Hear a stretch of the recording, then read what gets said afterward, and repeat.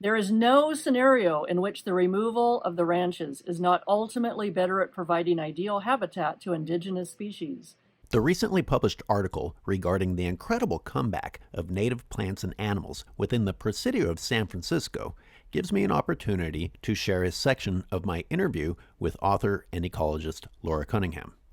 Now, what's this have to do with Point Reyes National Seashore?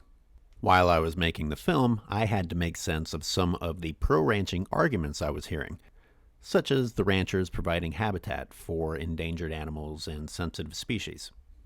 Many of the plants and animals that you will find in Point Reyes National Seashore are the same as you can find in the Presidio, but the state of recovery is exceptionally different. Here's Laura. You'll also hear about alleged benefits to certain species of animals that use habitat found on the ranches, such as the red-legged frog. Let me be very clear. There is no scenario in which the removal of the ranches is not ultimately better at providing ideal habitat to indigenous species.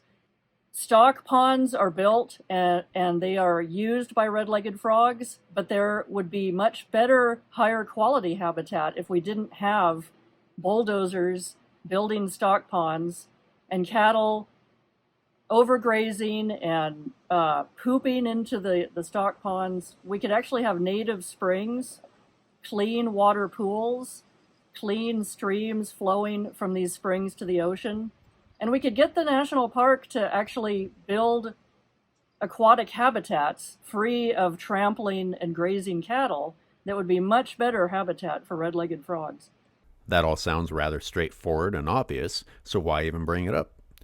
Well, the red-legged frog is featured on the Point Reyes Ranching Association's website as a species that they are doing a favor to, that they are actually providing habitat for that animal. When the reality of the situation is that red-legged frogs are trying to survive in the ponds that are on the ranches.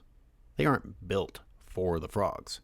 These are frogs trying to live in cattle-trampled and highly defecated manure ponds, surrounded by noxious weeds, invasive species of plants that are actually thriving off of the heightened E. coli levels of these manure-filled ponds.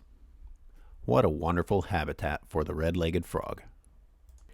And thus comes a second level of that pro-ranching argument, that because this habitat is on ranches, it helps protect these animals from the traffic of many, many tourists, from being harassed by many, many tourists. Laura and I happen to talk about that. Any concern for the well-being of species who would allegedly be adversely affected by the removal of the ranches is completely negated by the success story of the red-legged frog habitat restoration program in the Presidio of San Francisco. The success of the habitat in elk areas and the fact that it would require minimal effort by the Park Service to maintain such delicate habitats. Concern over the impacts of recreational activity are laughable compared to the continual presence of thousands of 1,400-pound defecating bovines. This gives you an idea of what we're up against when certain institutions that receive huge support from the agricultural industry then published biased reports. So what's Laura saying here? Well, before this article was published, Laura clearly knew about the successes of the Presidio project, including the red-legged frog. Yes, Point Reyes National Seashore is a popular destination, but it just doesn't compare to the sheer volume of traffic going through the Presidio of San Francisco. This is a slam dunk example of what animals are capable of when you restore their habitat to them, and what the Park Service is capable of achieving when their priorities are set to restoring native flora and fauna rather than serving the interests of ranchers. As long as we're on the topic of the habitat that the ranchers provide and the protection to the animals that they provide, let's have a little reality check of what actually happens when a tourist enters Point Reyes National Seashore. In order to get to the destination of their desire, they have to drive past the ranch lands. They have to drive past the pastoral zones. They have to get past the desolate, overgrazed land that the cattle have destroyed.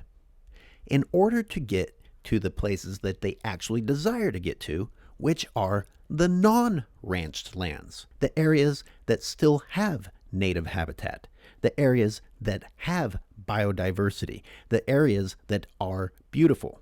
So this idea that the ranchers are providing habitat for animals and protecting it is laughable. No one wants to go onto this ranch land. It's not desirable. It's not attractive. It's not pleasant. It doesn't even smell good. Why? Because it's saturated in cow shit. And of course, the barbed wire isn't exactly inviting. The illegal signs that say private property keep out aren't inviting, because it's not private property, and people are allowed to go out on that land. But who wants to?